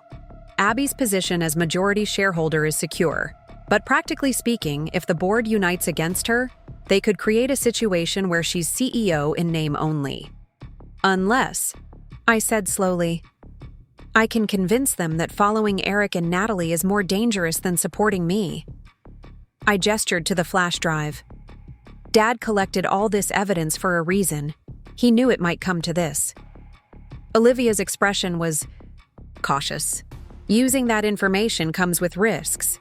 Once you reveal what you know, you can't unring that bell. Family relationships already strained may be irreparably damaged. They're planning to sabotage me at tomorrow's meeting. They may have already sabotaged our product. I think we're past saving family harmony. Mark leaned forward, his expression troubled. Before you go nuclear, consider one more approach. Your siblings want power, yes, but they also want respect, recognition of their contributions and abilities. Is there a way to give them that without surrendering control? I thought about it, turning possibilities over in my mind. What if? What if I reframe this entirely? Not as a fight over who controls Horizon, but as a conversation about Horizon's future. What do you mean? Olivia asked. I'll present a comprehensive vision for the company, including the Eugene. Expansion they've been blocking, but also incorporating some of their own ideas they thought I'd dismiss. Show the board this isn't about power struggles, but about modernizing our approach for a changing market. And the sabotage? Olivia pressed. You can't just ignore that. I don't intend to, but instead of directly accusing Eric, I'll present the evidence to the board as a security concern, emphasizing our need for better protocols. I'll make it clear I know what happened without turning it into a personal attack. It's risky, Mark said thoughtfully, but it might work. If you can shift the conversation away from leadership struggles and toward concrete business strategies, the board might focus on what really matters, I finished. And if Eric and Natalie still try to force a vote against me, I'll have this evidence as a last resort. I tapped the flash drive. You'll need to be prepared for all contingencies, Olivia cautioned. They've been planning this move for days, possibly weeks. They won't abandon it easily. Then help me plan for everything, I said, pulling out a fresh notepad. Every possible scenario, every argument they might make, every board member's potential concerns. We worked late into the night, crafting a strategy that balanced assertiveness with reconciliation, firmness with flexibility. By the time Mark and Olivia left, I had a solid plan for the board meeting and a backup plan in case things went sideways. But there was one more thing I needed to do, The brewery was quiet at 11 p.m., most of the offices dark, only the security lights illuminating the production floor. I made my way to Dad's old thinking spot, a small balcony overlooking the brewing tanks, where he used to stand for hours, watching the process and contemplating decisions. "I don't know if I'm doing this right, Dad," I said softly to the empty space. "I'm trying to protect what you built, but I never wanted to fight my own family for it." The silence offered no answers, but standing there, I felt a sense of clarity I'd been missing. Dad hadn't left me the company because he wanted to create conflict.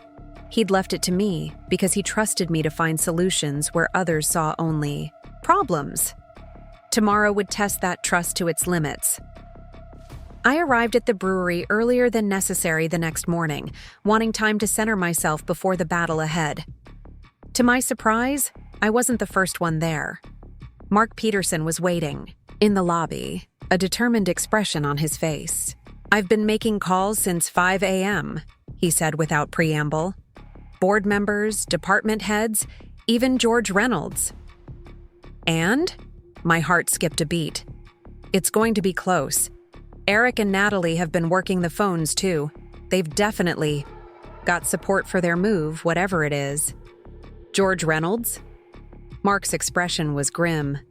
Non-committal when I spoke to him. That's not a good sign. I nodded, having expected as much after seeing their coffee shop meeting. Then we stick to the plan. Shift the conversation to Horizon's future, not our family drama. "One more thing," Mark said, lowering his voice. "The new test batch results came in early this morning. Clean as a whistle. No contamination, no quality issues." "Confirming the sabotage theory," I said quietly. "Yes. Sam sent the original samples for independent analysis. If necessary, we'll have confirmation of tampering from an outside lab." The boardroom slowly filled over the next half hour. Board members arrived in small groups, conversations hushing as they entered. Eric and Natalie came in together, followed shortly by George Reynolds. They took seats opposite me, a physical representation of the division in the room.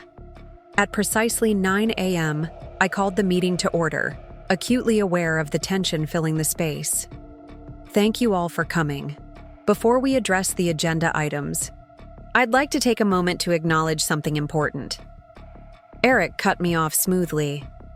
"If I may, there's an urgent matter we need to discuss first." He nodded to George Reynolds, who cleared his throat. "The investor group I represent has serious concerns about Horizon's current direction.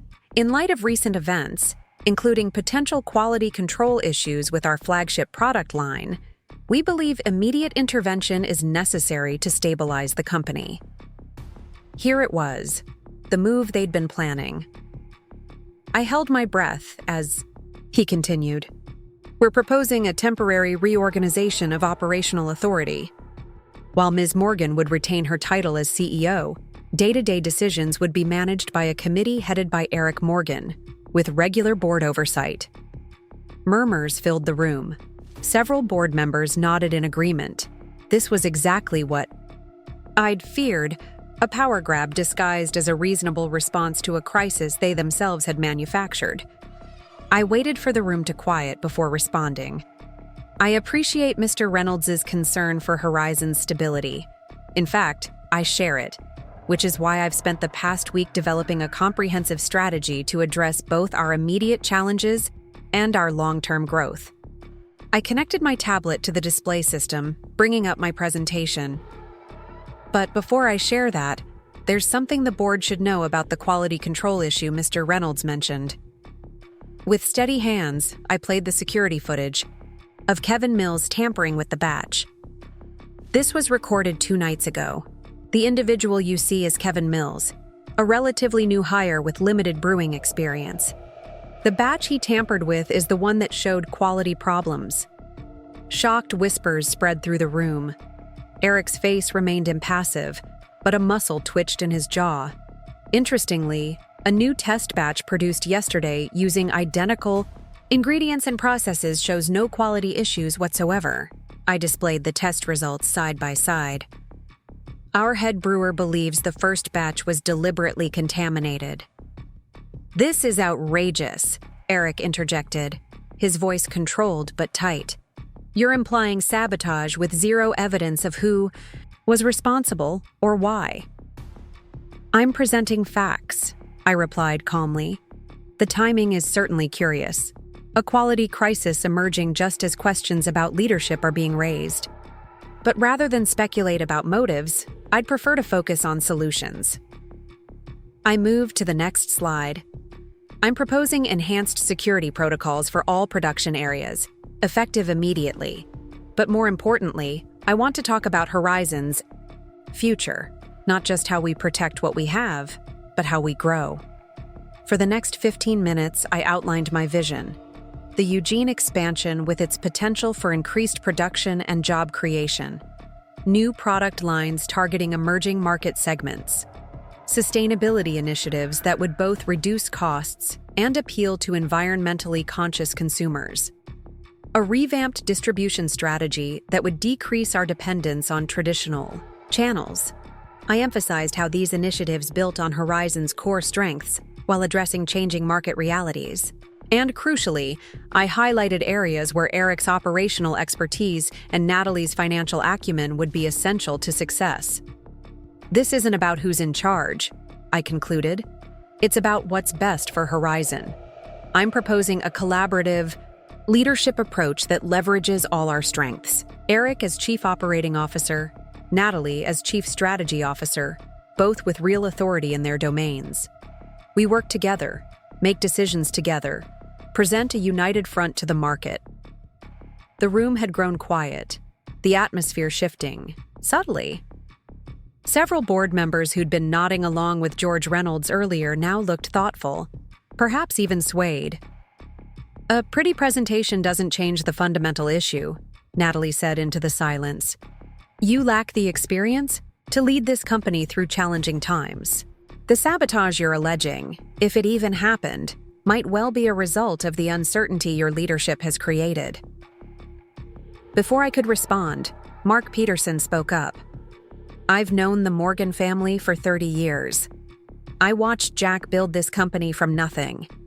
And I can tell you with absolute certainty that what we're seeing here today would break his heart. All eyes turned to him as he continued. Jack chose Abby as his successor after careful consideration. Not on a whim, not because of illness, but because he saw something in her that Horizon needs right now: vision, creativity, and the ability to adapt to a changing market. He looked directly at Eric and Natalie. He also saw the dangers of the path you two were taking, focusing on short-term gains at the expense of long-term growth, rejecting innovation in favor of the familiar, treating the company as a possession rather than a living enterprise. George Reynolds shifted uncomfortably in his seat. With all due respect, Mark, business isn't about sentiment. It's about results. And right now, we're seeing concerning indicators. Indicators that emerged suspiciously soon after the leadership change, I pointed out, and which may have been deliberately manufactured. I took a deep breath, knowing I was approaching a point of no return. I've tried to find middle ground. I've offered collaboration rather than confrontation. But if necessary, I'm prepared to defend my position more forcefully. I removed the flash drive from my pocket, placing it on the table. My father left me more than the company. He left me evidence, detailed documentation of decisions made by Eric and Natalie against his explicit instructions. Decisions that cost Horizon millions and put key relationships at risk. Eric's face paled slightly. Natalie's eyes widened in genuine shock. I don't want to use this information, I continued quietly. I'd rather we find a way forward together. But make no mistake, I will protect this company, even at the cost of family harmony. The room fell completely silent. Board members exchanged uncertain glances, clearly uncomfortable with the family drama unfolding before them. After what felt like an eternity, George Reynolds cleared his throat. Perhaps we should take some time to consider both proposals more carefully. This isn't a decision to be made hastily. It wasn't a victory, but it wasn't a defeat either. They'd come expecting to execute a carefully planned coup, and instead found themselves facing unexpected resistance and potential consequences they hadn't anticipated. "I suggest we adjourn for now," Mark said smoothly. "Reconvene next week, after everyone has had time to review Ms. Morgan's strategic proposals in detail." As the board members filed out, murmuring among themselves, Eric and Natalie remained in their seats, their expressions a complex mix of anger, surprise, and something that might have been grudging respect. When the room had emptied except for the three of us, I finally broke the silence. "It doesn't have to be this way, doesn't it?" Eric's voice was bitter. "You've made it pretty clear you're willing to burn everything down to get your way." "That's not fair, and you know it. I've offered compromise at every turn. You're the ones who went nuclear, planting negative stories in the press, turning distributors against us, and yes, I believe sabotaging our product." "You have no proof of any of that," Natalie said, but her voice lacked conviction. "Don't I?" I tapped the flash drive. Dad was more thorough than any of us realized. Eric stared at the small device, then looked up at me with narrowed eyes. "What exactly do you want, Abby?"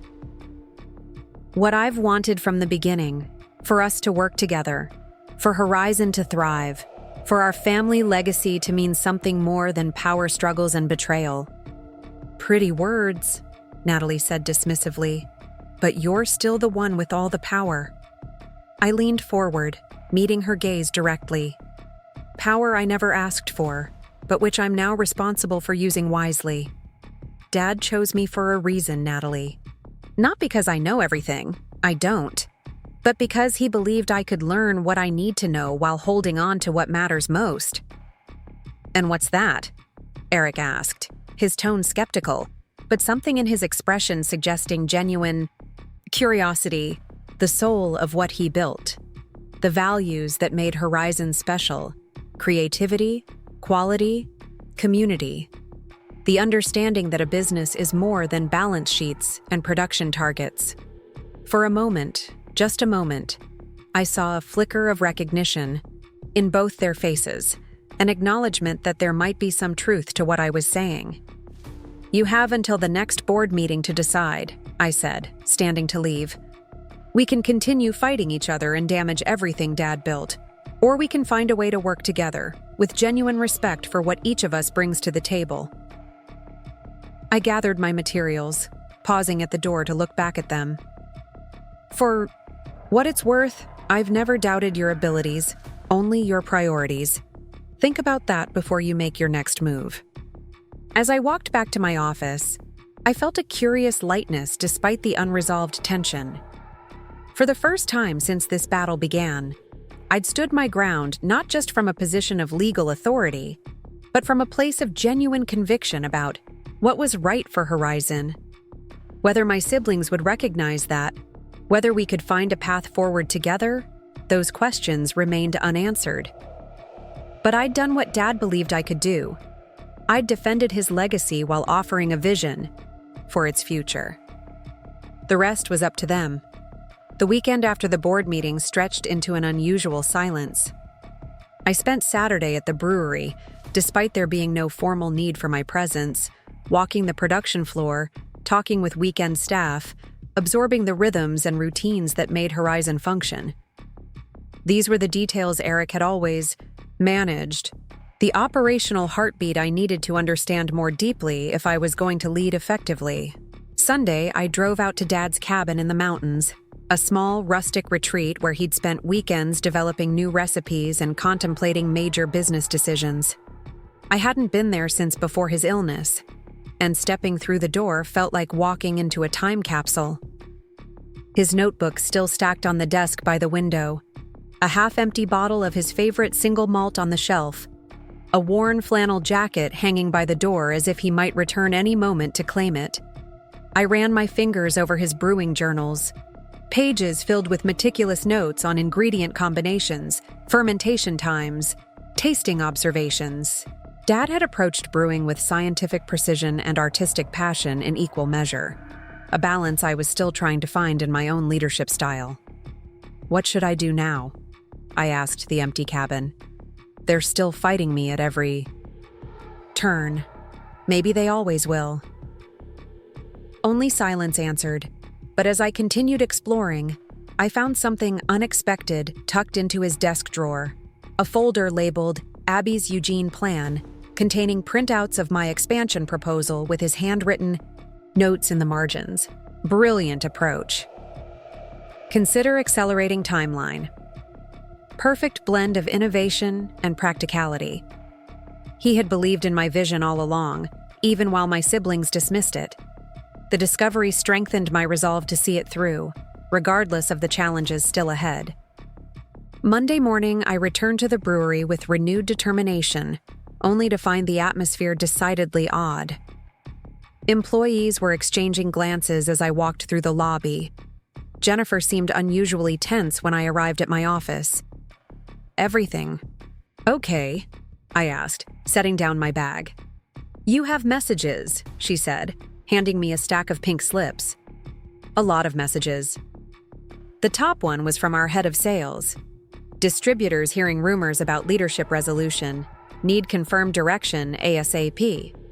The second was from Sam. "Production meeting today? New batch schedule needs approval." The third was from Markham. "Peterson. Call me immediately. Important developments." Before I could even reach for the phone, Jennifer appeared in the doorway again. "George Reynolds on line 1. Says it's urgent." I picked up, bracing myself for more complications. "Mr. Reynolds, what can I do for you?" "You can meet me for lunch," he said without preamble. "There's a situation developing you need to be aware of." "What kind of situation?" "The kind best discussed in person. Sullivan's Steakhouse, noon." He hung up before I could press for details, leaving me with a growing sense of unease. Had my siblings launched some new offensive I wasn't yet aware of? Was another crisis brewing while I'd been seeking clarity at Dad's cabin? I spent the morning returning the most pressing calls, reassuring our sales team that leadership direction would be clarified soon, approving Sam's production schedule, and finally reaching Mark Peterson. "Have you talked to your siblings?" he asked immediately. "Not since the board meeting on Friday." "Why?" "Because they've been making moves over the weekend. Calling board members, meeting with key employees." My stomach tightened. "What kind of moves? Another attempt to undermine me?" "That's the strange part," Mark said, his tone puzzled. "From what I'm hearing, they're not attacking your position. They're reconciling to it, but on their terms." "What does that mean?" "I'm not entirely sure. That's why I wanted to warn you before your lunch with Reynolds. Something's happening, but it's not the all-out war we expected." The information left me more confused than enlightened, but at least I'd be going into my meeting with George Reynolds somewhat prepared for whatever was coming. Sullivan's Steakhouse was Portland's premier power lunch spot where deals were made and broken over perfectly cooked ribeyes and expensive Cabernets. I arrived exactly at noon to find George already seated in a corner booth, studying a document with such concentration he didn't notice me until I was standing at the table. "Ms. Morgan," he said, quickly tucking the paper into his breast pocket. "Thank you for coming on such short notice." "Your message didn't leave much room for refusal," I pointed out, sliding into the booth opposite him. "What's this urgent situation?" He signaled for the waiter, ordering a scotch for himself. "Sparkling water," I requested, wanting to keep my head clear. Once the waiter departed, George leaned forward. "Your siblings approached me yesterday with an interesting proposition." So that explained their weekend activities. "What kind of proposition?" "A restructuring of Horizon's leadership, one that acknowledges your majority ownership while creating a more balanced executive team." "They've rejected that idea repeatedly," I said skeptically. "What's changed?" "Reality, perhaps," George suggested with a slight smile. After Friday's board meeting, it became clear they couldn't simply force you out. Your presentation was too compelling, your case too strong. The waiter returned with our drinks, and George took a deliberate sip of his scotch before continuing. They're proposing a triumvirate leadership model. You as CEO, Eric as COO, Natalie as CFO, but with a formalized structure for major decisions, requiring consensus from all three. It sounded suspiciously similar to what I'd been offering all along, but with more constraints on my authority. And if we can't reach consensus? Then the matter goes to an executive committee of the board, me, Mark Peterson, and one other member to be mutually agreed upon. I considered this carefully. It wasn't ideal, creating a system where I could potentially be deadlocked on important matters, but it was a significant step back from their previous all-out opposition. Why bring this to me instead of waiting for them to present it directly? George swirled his scotch thoughtfully. Because I'm not just a messenger. I'm a stakeholder with significant interest in Horizon's success. And frankly, I see advantages in their proposal. For them, certainly.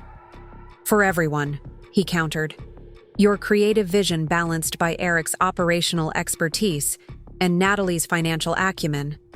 Checks and balances that prevent any one perspective from dominating.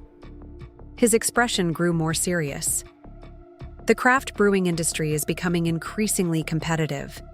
Horizon needs stability and innovation in equal measure. This structure could provide both. Assuming we can work together without killing each other, I said dryly. There is that, he acknowledged with a slight smile. But consider the alternative. Continued infighting. Energy wasted on power struggles rather than building the business. Even if you ultimately prevail, the cost would be substantial. He was right, of course. Even with majority ownership and growing board support, a prolonged battle with my siblings would damage Horizon in ways that might never fully heal. One more thing, George added, pulling the document from his pocket and sliding it across the table. This was included in their proposal. I unfolded the paper to find a detailed implementation plan for the Eugene expansion. My expansion plan, but with additional operational elements clearly contributed by Eric and financial projections that bore Natalie's meticulous touch. They're endorsing the expansion? I asked, genuinely surprised. More than endorsing. They've enhanced your original proposal with their expertise. It's ready to launch immediately upon board approval. I studied the document more carefully, noting how they'd preserved the core of my vision while strengthening elements I'd struggled with. It was, reluctantly, a better plan than my original. They're offering an olive branch, George said quietly, albeit one with thorns still attached. Why go through you? Why not come to me directly? Pride, I imagine, he said with a shrug. Or perhaps fear of rejection after how aggressively they've opposed you. Sometimes a neutral intermediary makes difficult conversations possible. I folded the document and tucked it into my bag, mind racing with implications. I'll need to think about this. Of course, but don't think too long. The board meets again Friday, and it would be to everyone's advantage if you presented a unified front. After lunch, I drove to the one place where I could always think clearly, the small lookout point above the city where Dad used to take me when I was a teenager, telling me stories about how he'd built Horizon from nothing. Business isn't just about making money, he'd told me once, gazing out at the Portland skyline. It's about creating something meaningful, something that outlasts you. I wondered what he would advise now. Fight for complete control as the majority owner? Or compromise for the sake of the family legacy he valued so deeply? My phone rang, interrupting my thoughts. Olivia Chen, her timing impeccable as always. I heard about your siblings' proposal, she said when I answered. George Reynolds works fast. News travels even faster, I observed. What's your take on it? Legally speaking, you're under no obligation to accept. Your position as majority shareholder is secure. I'm more interested in your practical assessment." She paused, considering. "It's a clever compromise. They get meaningful authority and save face. You maintain ultimate control through your majority ownership, but with a structure that encourages collaboration rather than confrontation. Can it actually work? After everything that's happened?" "That depends on whether you believe people can change, or at least adapt when circumstances require it." "That's not exactly a legal opinion," I pointed out. "You didn't ask for a legal opinion," she countered. "You asked for a practical assessment.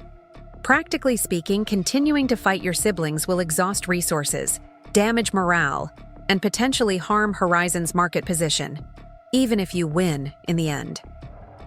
She was right, of course. The question wasn't whether I could defeat them, it was whether victory at any cost was worth it. "There's one more thing to consider," Olivia added. "Your father structured his will the way he did for a reason. He could have simply divided ownership equally, or left you each in charge of separate domains.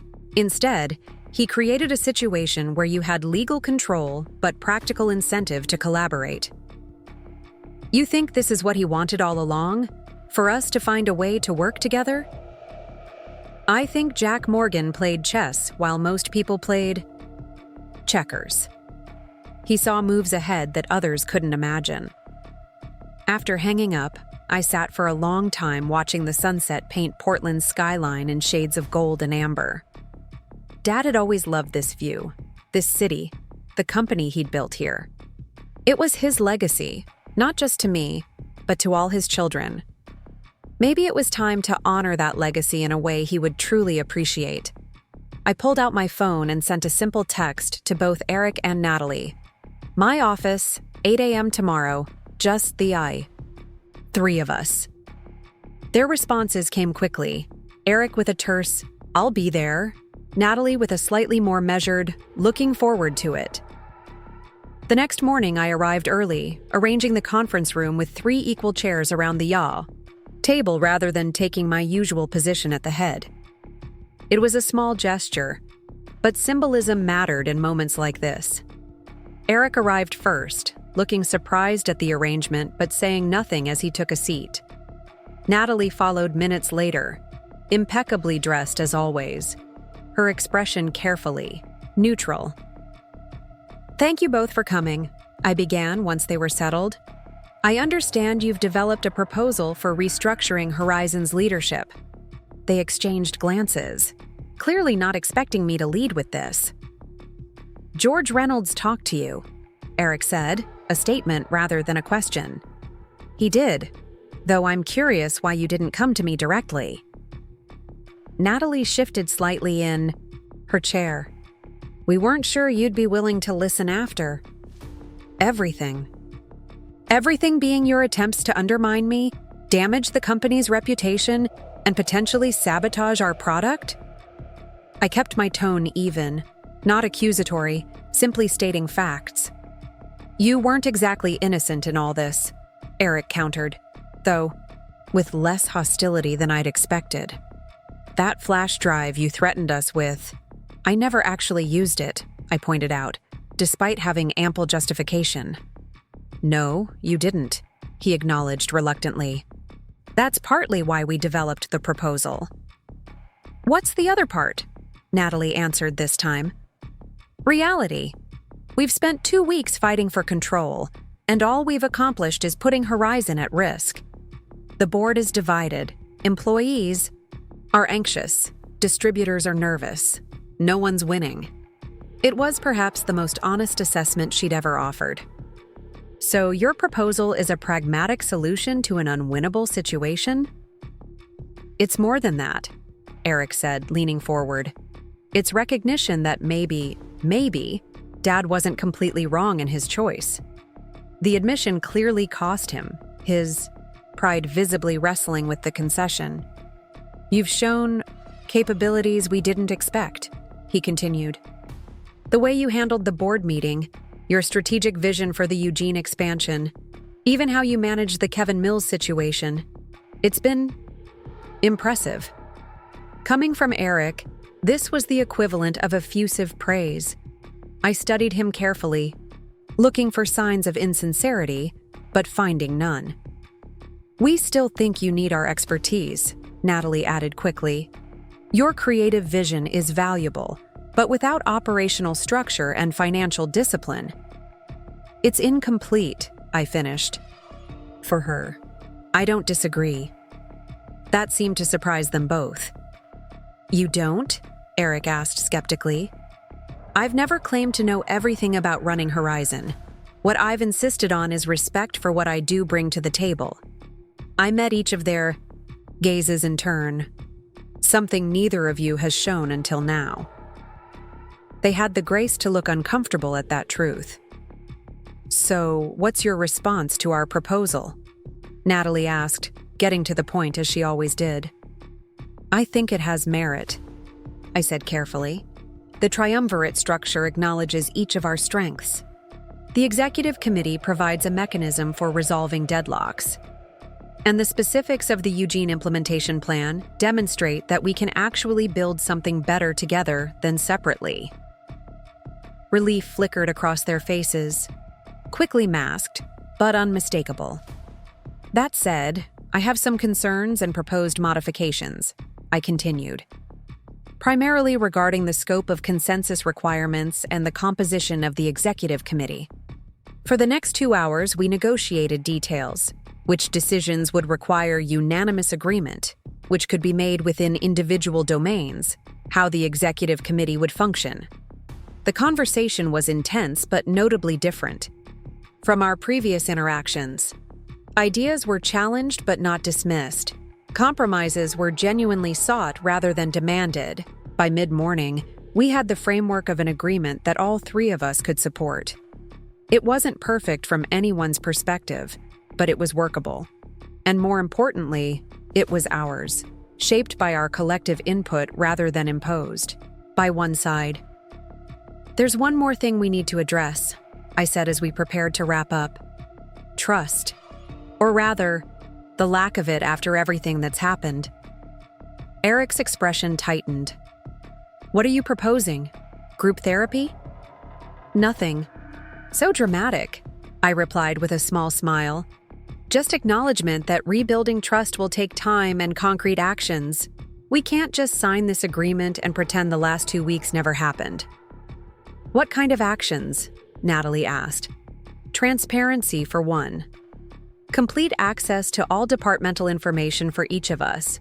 No hidden agendas, no separate meetings with board members or investors without notifying the others. And consequences if those terms are violated? Eric pressed. I met his gaze steadily. The same flash drive I didn't use before would be made available to the board.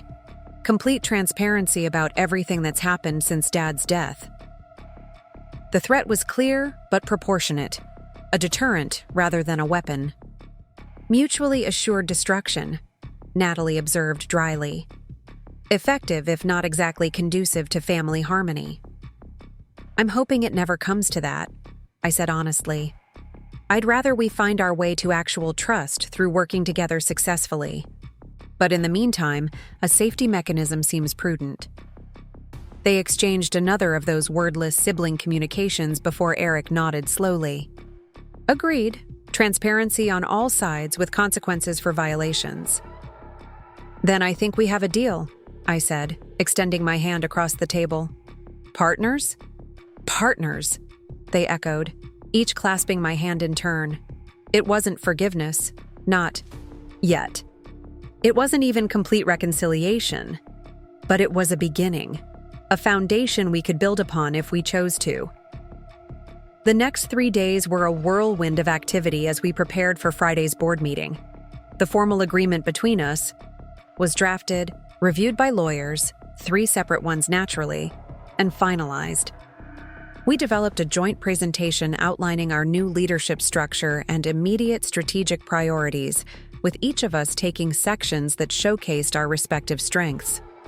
Most importantly, we began the careful work of presenting a unified front to the rest of the company. joint emails to all staff explaining the new structure, shared appearances at department meetings. A collective tour of the production facility where Eric took the lead, demonstrating his operational expertise while I visibly deferred to his knowledge. Small gestures, perhaps, but meaningful ones that helped steady the anxious atmosphere that had permeated Horizon for weeks. By Friday morning, the mood had shifted noticeably. Employees seemed more relaxed, conversations less hushed when executives approached. Even Jennifer had stopped looking like she expected a corporate explosion at any moment. The board's all here, she informed me as I arrived for the meeting. And they seem curious. Good curious or bad curious? Definitely good. Mr. Peterson actually smiled when he arrived, which I haven't seen him do in weeks. The boardroom had been the site of our most dramatic confrontations, but today it felt different, expectant rather than tense. Board members chatted amicably as they settled into their seats, their expressions intrigued as they noticed the three of us entering together. "Good morning," I began, taking my position at the front of the room with Eric and Natalie flanking me. "Thank you, all for being here. We have some significant developments to share regarding Horizon's leadership structure and strategic direction." For the next 45 minutes, we presented our unified plan, the triumvirate executive model, the immediate launch of the Eugene expansion, new product initiatives for the coming year, and a restructured approach to distribution that would stabilize relationships damaged during our conflict. Throughout the presentation, we seamlessly traded speaking roles, each highlighting our areas of expertise while visibly supporting the others. It wasn't entirely natural yet. There were moments of subtle tension, small hesitations, but it was genuine in its intent. The board's response was overwhelmingly positive. Questions were thoughtful rather than skeptical, focused on implementation details rather than power dynamics. When George Reynolds moved to formally approve our proposed structure, the vote was unanimous. "Congratulations," Mark Peterson said afterward, shaking each of our hands in turn. Jack would have been proud to see this. "Would he?" Eric asked, a rare moment of vulnerability breaking through his confident facade. "This isn't exactly what he specified in his will." Mark smiled, clasping Eric's shoulder. "It's what he hoped for, though.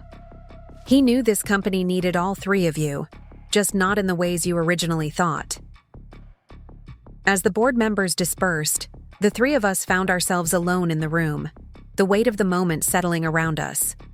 "So," Natalie said finally, "we did it." "We did step one," I corrected gently. "Now comes the hard part, actually making it work day to day." "Always the optimist," Eric said, but without the derision that would have colored such a comment. 2 weeks ago. "Someone has to be," I replied with a small smile. "Besides, between your operational pragmatism and Natalie's financial caution, we need a little optimism in the mix." It was tentative, this new dynamic between us. Fragile still, like a delicate batch of experimental beer that might turn out brilliantly or fail spectacularly. But it was a start. 3 months later, I stood on the grassy field in Eugene where our expansion facility would soon rise, watching as construction crews prepared the foundation. Beside me, Eric reviewed blueprints with the project manager, his attention to detail ensuring that what we built would match precisely what we had envisioned. "Timeline still on track?" Natalie asked, joining us after finishing a call with our financiers. "Ahead of schedule, actually," Eric replied, looking pleased. "Sam's already training the brewing team for the new facility. We should be operational 2 weeks earlier than projected. Which means we can hit the summer market.